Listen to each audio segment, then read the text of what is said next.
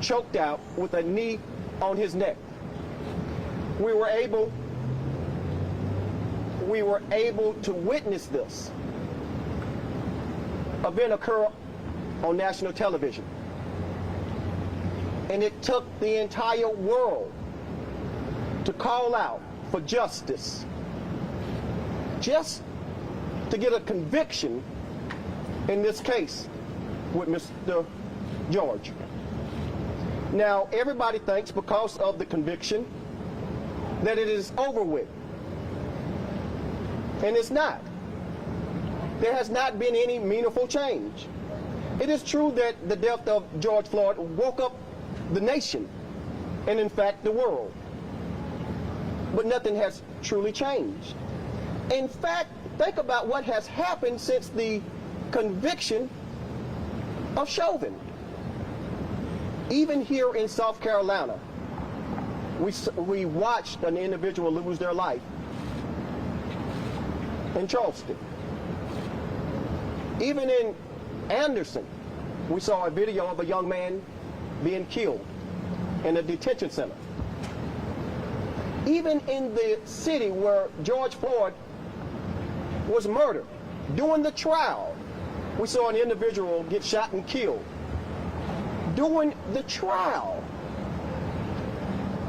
And so when they tell us that we have come so far, I say we have not.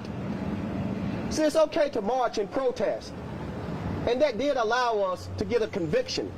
But now it is time for meaningful legislation. Now it's time to enact laws that will protect black lives and people of color. Without meaningful legislation, without laws, we will be back at it again. In fact, just a couple of weeks ago, we had the march here in South Carolina. And that's why I'm standing before you, even on this day, as we remember the life of George Floyd. And even though we will be celebrating his life and honoring his life at 6:30 at Falls Park, I'm standing in front of the office of Senator Lindsey Graham, and I'm asking him to please, along with Senator Tim Scott, to make sure that they vote immediately on the George Floyd Justice and Police Act, which has been stalled in the Senate. Without meaningful legislation as such, nothing has changed. And not only do we need federal legislation as that, we also need local, state legislation. That's why I'm calling on the General Assembly here in South Carolina to enact similar legislation here. And what I would like to see done in South Carolina is that I would like to see that when an individual who is involved in an officer-involved shooting, who loses their life or is seriously harmed, and SLED comes in and has to do an investigation, I'm asking that a law be enacted that if they have any criminal history, that criminal history be sealed. And some will say, well, Bruce, why would you want to do that? Well, look what happened in North Carolina. Look how they used that young man, and I'm talking about Mr. Brown. They went through his background, and he was not here to defend himself. They talked about everything in that young man's background, even though he was shot in the back of the head. He's not here to defend himself, but everything that he done, they talked about. Yet and still, we know nothing about the officers that shot him in the back of the head. We don't even know their names. So I'm asking the General Assembly to pass legislation that will seal the criminal records of victims pending a SLED investigation. This would include individuals that are under a use of force from law enforcement that SLED is investigating. Another thing that I'm asking that the General Assembly could do overnight, I'm asking that body camera footage becomes part of the Freedom of Information Act. It makes no sense for the citizens of South Carolina to pay for body camera footage, but we cannot see it. Body camera footage is not an investigative tool. Body camera footage was installed and enacted to create transparency for the community and law enforcement. So what good is it if only law enforcement can see it? So I'm saying that body camera footage needs to be part of the FOIA request. And they can do that easily. They can pass legislation to do that. As of now, it is up to any municipality or sheriff department. It is up to them if they release the body camera footage. We see that now in North Carolina. It's up to them to release it. Taxpayers pay for those footage. They pay for the body camera. We should be able to get that footage. So I'm asking the General Assembly to enact legislation that body camera footage becomes part of the FOIA request of Freedom of Information. And the final thing that I'm going to ask is that when a citizen files a complaint against law enforcement, the first thing it does, it goes to Internal Affairs. Well, those complaints get checked off, rubber stamped, and denied. So what I'm asking the General Assembly to do is to establish a mechanism that citizens can appeal those complaints directly to the Academy. And if the Academy sides with the citizen, that the Academy can recoup the hours that they utilize to investigate the complaint, and they can get the money back from the municipality or the sheriff department. What that will do was ensure that municipalities and sheriff departments does not rubber stamp complaints. If they know that someone else, another entity, will look at those complaints, it will stop them from rubber stamping them. Those are just three things I believe would go a long way in stopping some of the things that we're seeing. That's what states can do. That's what South Carolina can do. I do not want to see George Floyd's life lost in vain. So I'm standing in front of Senator Graham's office, and I'm asking him to please vote on this bill immediately. Today is the anniversary. President Biden wanted to sign this legislation today. He invited the family to the White House, and he was not able to sign the legislation. Why not? It's been a year. It's been a year. It is time. We're tired of marching.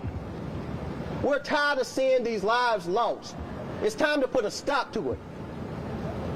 That's why we're here. It's time for us to move on. Now, I will say that earlier today, Senator Carl Allen did send Greenville Black Lives Matter a statement from the South Carolina Senate's office thanking us for our efforts. And I appreciate that. But I need more than a letter. I need legislation.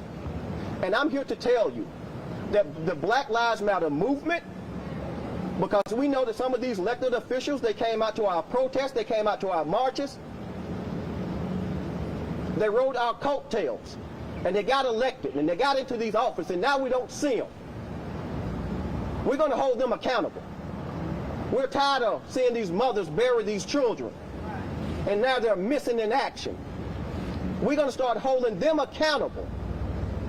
Enough is enough. And so I want to tell everybody that no, it's not over. Yes, we got a conviction in the George Floyd case. But one conviction does not stop what we're seeing in this nation. It's an epidemic, and it's time to stop. We saw that they were able to pass meaningful legislation for the Asian Americans, and we agree with that legislation. But we also need meaningful legislation for people of color, and let's get it passed. Police reform needs to happen, and that's why we're here in front of this office. Now, we're going to continue with the rally tonight at 6:30, and we're inviting everybody to come down. We have an event set up at Falls Park at 6:30, so please come out, and I'll take any questions. Jarvis, you're more than welcome to go first. Or did I say everything that needed to be said? You said everything. Miss Angela, please, you sure? All right. Well, you already. Well, I do have a question. Yes. Have you been in contact with Senator Lindsey Graham? I have not.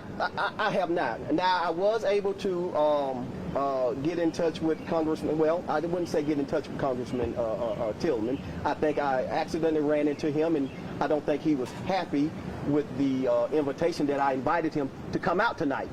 He wasn't too pleased that I invited him in front of some of his supporters. But he's not here. But I did invite him. So I have not been directly in contact with Senator Graham. Derek, who's not here, will make sure that that invitation or our proposal do go out.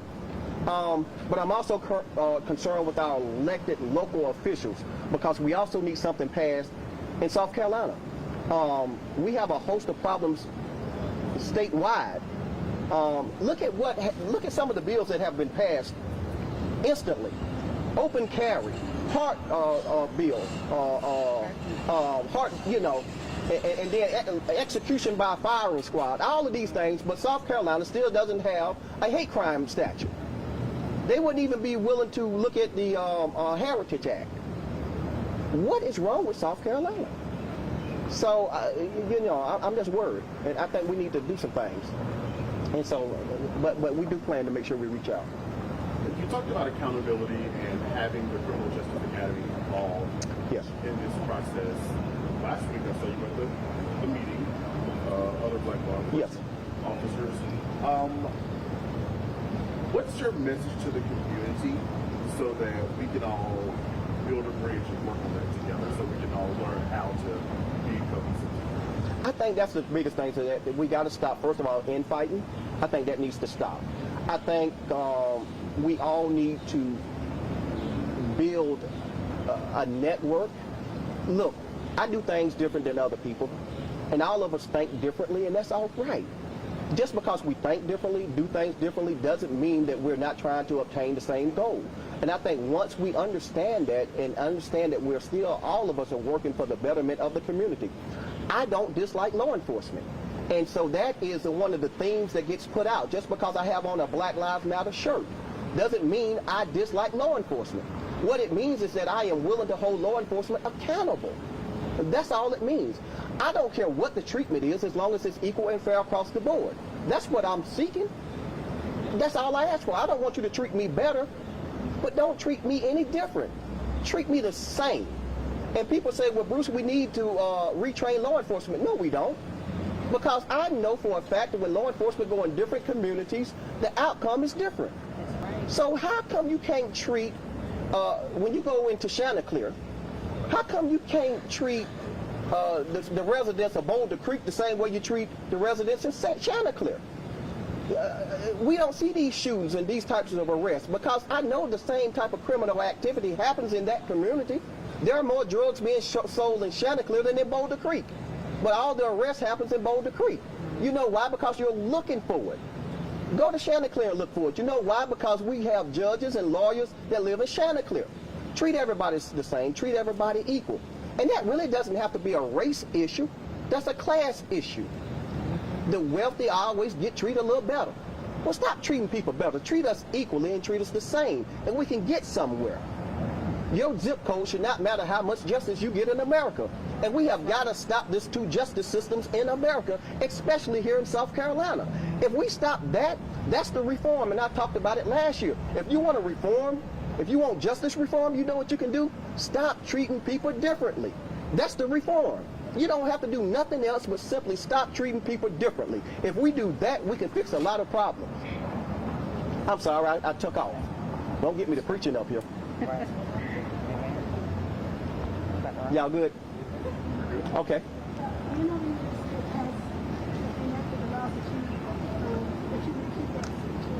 Say it again, I'm sorry. Do you know of any other state that has enacted some of these suggestions that you... Well, let's think about this. We know that after George Floyd was murdered last year, there were over 500 laws that were proposed throughout the states, throughout the nation, 500.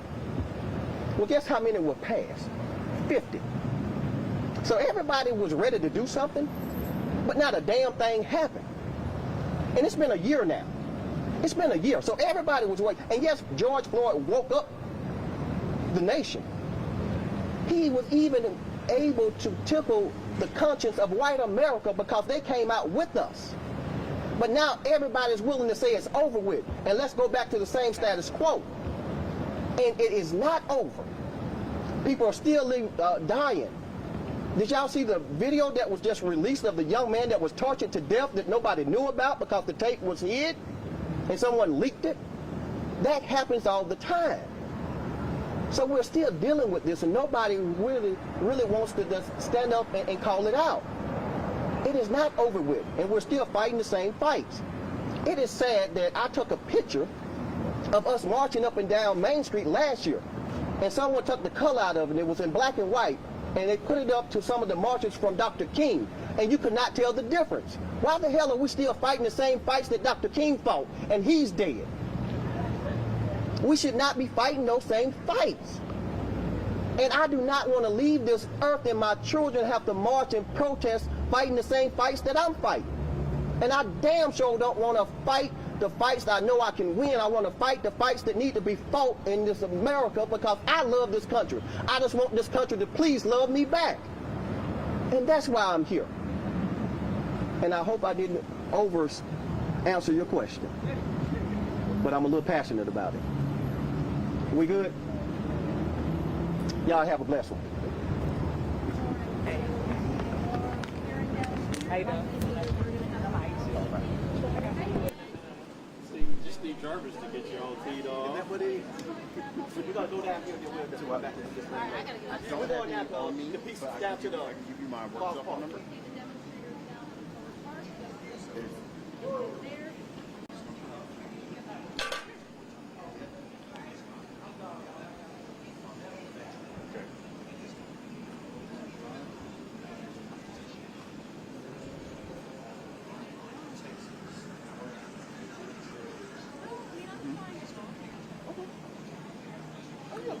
I don't have any cards over there. I just need myself over there.